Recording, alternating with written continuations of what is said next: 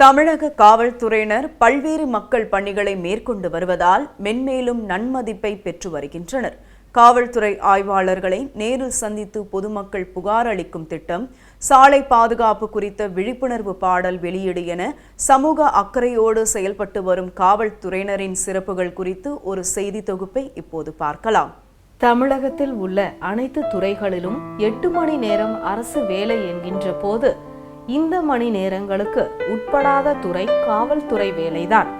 புயல், கனமழை பெய்தாலும், விபத்து, தீ விபத்து நேரிட்டாலும் தனக்கென்று ஒரு குடும்பம் உள்ளது என்பதை மறந்து சமூக நலன் அக்கறையோடு சம்பந்தப்பட்ட இடத்திற்கு விரைந்து சென்று மக்களை காப்பாற்றும் காவல்துறையினருக்கு நன்றி தெரிவிக்க சிலர் மறந்து விடுகின்றனர்.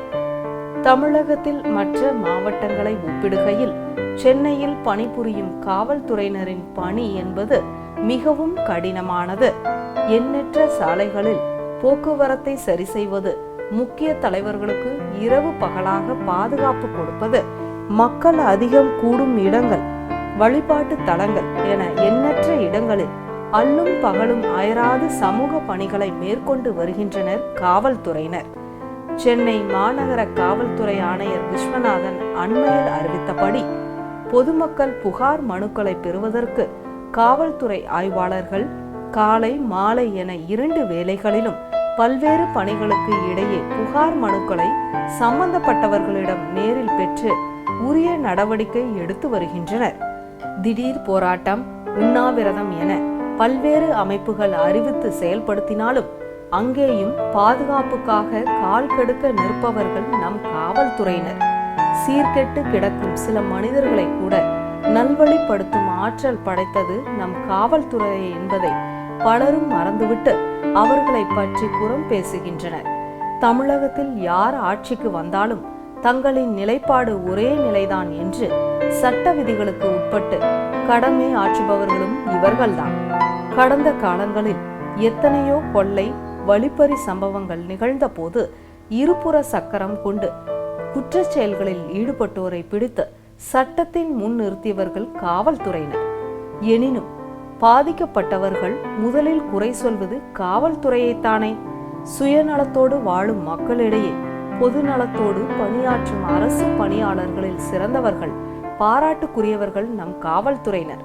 விழா காலங்கள், பொது மேடை, பொழுதுபோக்கு, மாநாடு உள்ளிட்ட நிகழ்ச்சிகள் நடைபெறும் போது சாலை விதிகளை மீறி இளைஞரின் இருசக்கர வாகனம், முக்கியஸ்தர்களின் வாகனங்கள் மின்னலை விட வேகமாக சென்றிருப்பதை நாம் பார்த்திருக்கலாம். அப்படி செல்வோரை பிடித்து அறிவுரை கூறி சாலை விதிகளை பின்பற்ற சொல்பவர்கள் காவல்துறையினர் ஆவர். அதே நேரம் சட்ட விதிகளின்படி சாலை விதிகளை மீறினால் அபராதம் கட்ட வேண்டியது வாகன ஓட்டிகளின் கடமையாக இருந்து வருகிறது. ஆனால் விதிகளை மீறுவோரிடம் கட்டண ரசீது போட்டு கொடுக்கும் காவலர்களை ஏளனமான பேசிவிட்டு செல்வோரும் சமுதாயத்தில் தற்பெருமையோடு வாழ்ந்து கொண்டுதான் இருக்கிறார்கள். இந்தியாவிலேயே முதல் முறையாக பெண் கமாண்டோ படையை உருவாக்கிய மறைந்த முதலமைச்சர் ஜெயலலிதா தமிழக காவல்துறையினரின் வீரதீர செயல்களுக்கு விருதுகளை வழங்கி கௌரவப்படுத்தினார். குறிப்பாக பெண்களுக்காக மகளிர் காவல் நிலையத்தை உருவாக்கி தமிழக பெண்களின் பாதுகாப்புக்கு உறுதி அளித்தார். இந்தியாவிலேயே காவல் பணியில் பெண்கள் அதிகமாக பணியாற்றுவது தமிழகத்தில் மட்டும்தான். மக்களின் உயிருக்கும் உடைமைகளுக்கும் பாதுகாப்பாக அரணாக இருந்து வருவது நம் காவல்துறைதான். பொதுமக்களுக்கும் பள்ளி, கல்லூரி மாணவ மாணவிகளுக்கும் சாலை பாதுகாப்பு குறித்து விழிப்புணர்வை ஏற்படுத்தும் வகையில் சென்னை மாநகர காவல் ஆணையர் சாலை பாதுகாப்பு விழிப்புணர்வை பாடலை அனைத்து சமூக வலைத்தளங்களில் பதிவேற்றம் செய்யவும் நடவடிக்கை மேற்கொண்டுள்ளார்.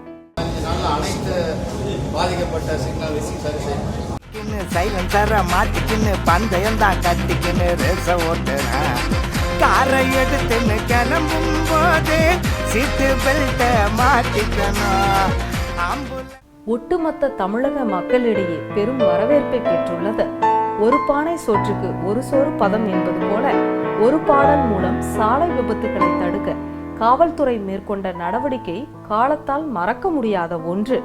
உலகில் முதன்மை காவல்துறையாக திகழும் ஸ்காட்லாந்து நாட்டிற்கு இணையாக நம் தமிழக காவல்துறை மக்களின் நண்பர்கள் என்ற மகுடத்தை சூட்டி முதலிடத்தை முத்திரை பதித்திருக்கிறது என்றால் அது தமிழுக்கும் தமிழ் மண்ணுக்கும் பெருமைதானே. ஷாலினி பிளஸ் செய்திகளுக்காக செய்தியாளர் ஜான், கணேசன் மற்றும் மதியரசி சக்கரவர்த்தி, மணிகண்டன், யஷ்வந்த்.